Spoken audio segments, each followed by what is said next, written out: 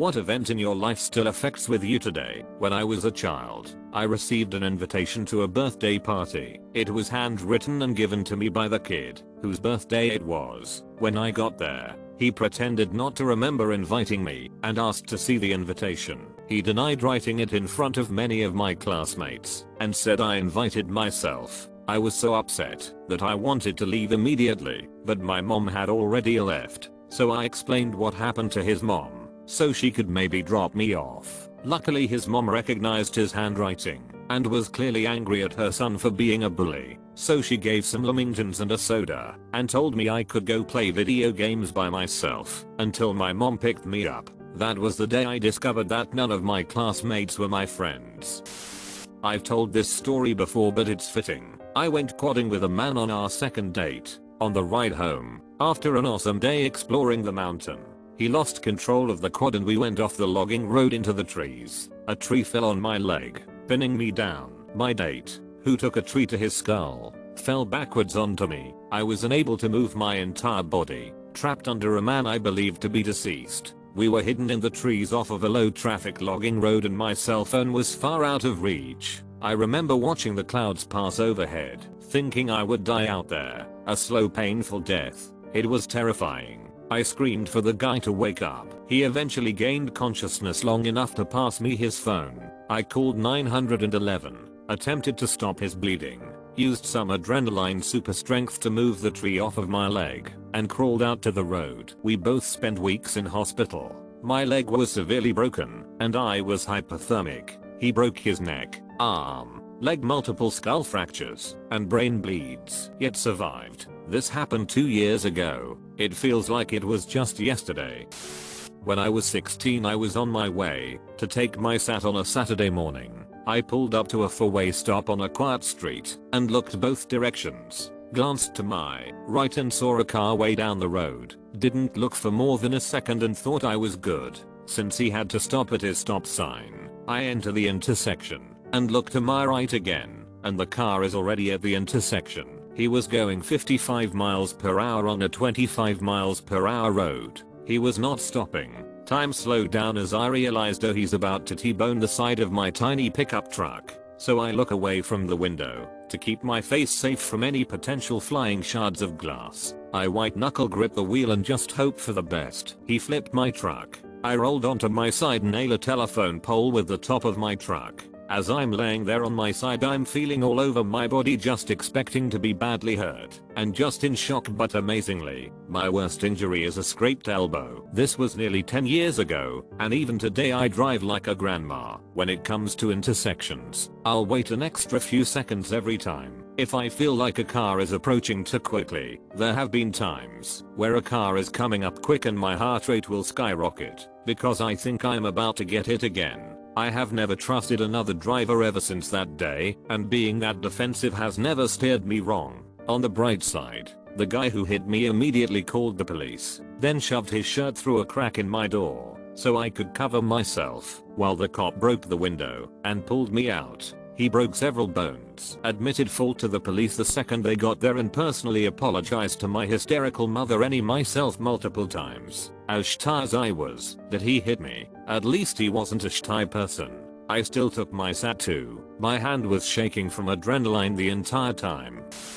Asking my parents to take me to the hospital and being dismissed by them. A few years ago, I ended falling suddenly and aggressively ill with what I now know was sepsis. I thought I just had a cold, but it wasn't going away. I was more afraid with each passing day and decided to go to urgent care. The labs the techs took from me alarmed them significantly, and they urged me to go to the hospital. So whatever I had was pretty severe. I was terrified, exhausted, and nearly delirious, but couldn't drive myself to the hospital. I asked my parents to take me, and they immediately became dismissive. I was blowing things out of proportion and they decided I should wait until the next day to see my doctor. My dad told me I could drive myself to the hospital, but he wouldn't support me doing it. I spent that night just crying and staring at the ceiling. I knew I was dying, but my parents chose to dismiss my fear and concerns. I prayed to God to let me live through the night and asked why my parents could do something like this and still sleep at night like nothing was wrong.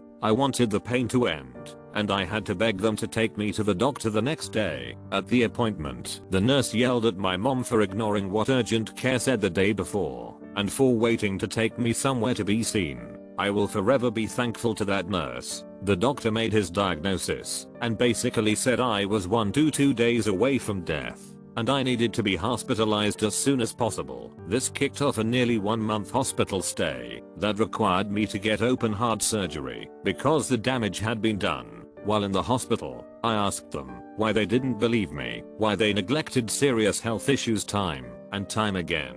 This wasn't the first time they dismissed something serious, whether it be weight or broken bones. They didn't have an answer for me. I guess me nearly dying in the hospital finally made them realize their mistakes. I know they are traumatized from the ordeal and have tried making it up to me. Sometimes I'm okay and I can talk to them like nothing's changed, but I will never trust them again, and I don't think I can forgive them. Sometimes the disdain and hatred I had for them while they let me suffer comes up, and I can't stand to even look at them. I've since moved out, and they noticed I don't come by to see them very frequently. I have PTSD from that night wondering if I would die while they waited to take me to the hospital, and on those days, I can't see them. I hope I can recover from that day one day.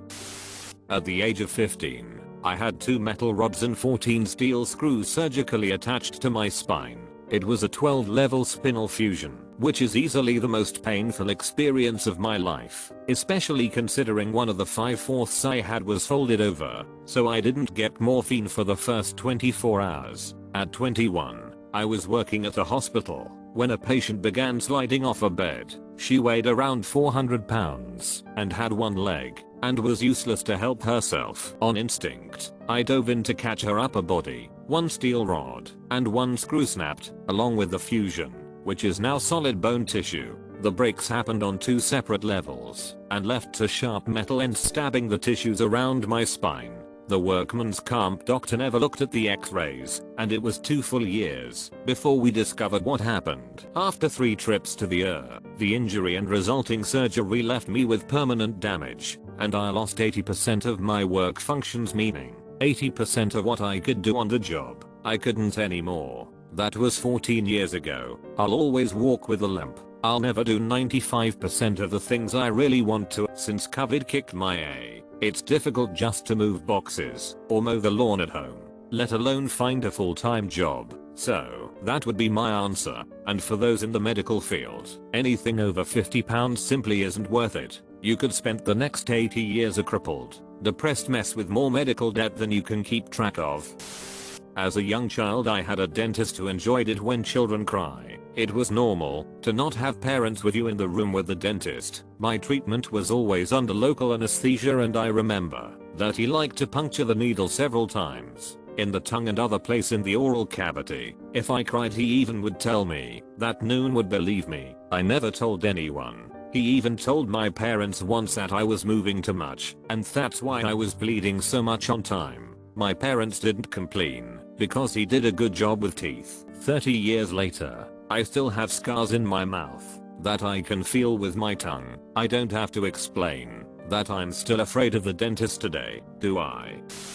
Was a normal Friday. I had taken an early day to help my father with haylage. Earlier that morning, my father brought my mother to the hospital because she was dry heaving out. When I got home, the home phone rang and I picked up. They said it was the hospital and that they were going to transfer her to a bigger hospital because she had just had a heart attack. So I tell my father and he goes to the bigger hospital to fill out forms and stuff. 3 hours later, I get a call saying that they are going to airlift her to the city with the best cardiac doctors. So I start to pack bags for everyone. Then my father calls me one more time to tell me to go get my brother from his pre-prom party because mom's not going to make it. So I'm driving like a bat out to hell trying to find my brother party, then speed all the way to the hospital praying that the cops have a huge drug bust or something. I get to the hospital with my brother and we see our father outside the room crying. My father is an emotional man when it comes to death. I have never seen him cry so much. I look to my right and there's 7 people in my mother room. Doctors, nurses, a helicopter crew that was going to transfer her. It was about 45 minutes it felt like, and they said there was nothing else they could do. My mother died that day without a warning.